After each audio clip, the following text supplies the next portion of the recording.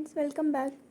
हम आपके लिए आज लेकर आए हैं इस वीडियो में मानवतावाद की ज्ञान मीमांसा और या फिर एपिस्टेमोलॉजी ऑफ ह्यूमैनिज्म।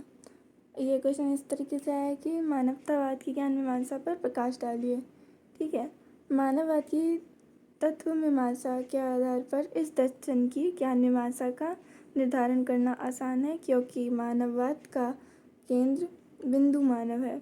देखिए, मानववाद में जो है मानव के उस पे ज़्यादा विशेषता डाली गई है, उस पे ज़्यादा प्रकाश डाला गया है कि इसमें जो सोच विचार या फिर किसी भी चीज़ के बारे में जो सोचा जाता है, विचार किया जाता है या फिर किसी पर प्रकाश डाला जाता है, तो वो केवल किसी प्रत्येक मानव के लिए नहीं, इसमें पूरे जगत के बारे में जो है विचार किया जाता है, पूरे जगत के ऊपर प्रकाश डाला गया है। ठीक है, मानववादी पदार्थजन्य संसार भौतिक जगत की सत्ता में विश्वास करते हैं। देखिए, ये जो है भौतिक जगत में विश्वास करते हैं। ठीक है, तथा इस सृष्टि में सर्वोच्च स्थान मानव को दिया जाता है।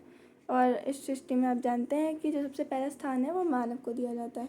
जगत की समस्त वस्तुओं के स्वरूप को जानने के लिए वास्तविक ज्ञान की विशेषता आवश्यकता होती है। ठीक है,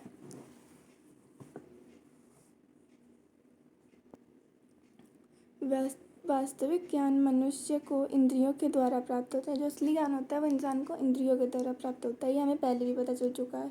अर्थात मानववादी इंद्रिय तत्व ज्ञान को महत्व देते हैं। ठीक है, इस इंद्रिय तत्व ज्ञान के लिए ये ज्ञानेंद्रियाँ तथा कर्मेंद्रियाँ दोनों को महत्व देते हैं। इनके द्वारा प्राप्त प्रत्यक्ष ज्ञान को ये तर्क की कसौटी पर रखकर स्वीकार करने के पक्ष में, अर्थात ये ज्ञान के स्रोत के रूप में तर्क को विशेष महत्व देते हैं।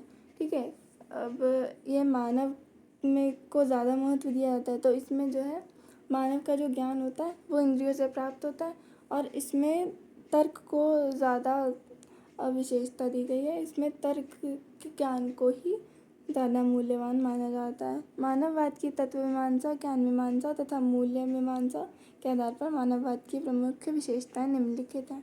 यह संसार भ्रम नहीं है। ठीक है, ये इसमें बोला गया है कि ये संसार जो है ये कोई दिखावा, झूठ या भ्रम नहीं है, ये सत्य है। यह सामवेगिक संभावनाओं से भरा हुआ है तथा निरंतर विकासशील है। यह परिवर्तनशील भी है। देखिए, यह संसार परिवर्तन भी करता रहता है, बदलता रहता है, बहुत बदलाव होते हैं इस संसार में। ठीक है, मनुष्य सर्वाधिक शक्तिशाली है। मनुष्य जो है सबसे ज़्यादा शक्तिशाली है। मानववाद मनुष्य को निरीह प्राणी नहीं मानता, वह मनुष्य की शक्ति में आस्था प्रकट करता है। मानववाद में मनुष्य को सबसे सुंदर बताया गया है। मानववाद में जो मनुष्य है उसको सबसे ज़्यादा सुंदर बताया जाता है।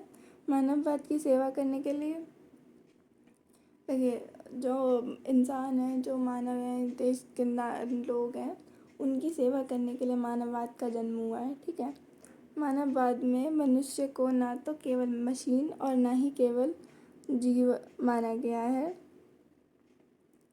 वह असीम संभावनाओं में युक्त माना गया है। मनुष्य के जीवन में शिवम एवं सुंदरम के तत्व विद्यमान है। मानववाद का मतलब इस भावना से भरा हुआ है। मानववाद मनुष्य की गरिमा में विश्वास करता है। मानववाद के मानव में रचनात्मक का गुण भी होना चाहिए। ठीक है, तो ये था हमारा मानववाद पे एक छोटा सा लेक्चर और ये वीडियो बस इतना ही। आज के वीडियो में बस इतना ही और मिलते हैं आपसे नेक्स्ट वीडियो में। Thanks for watching.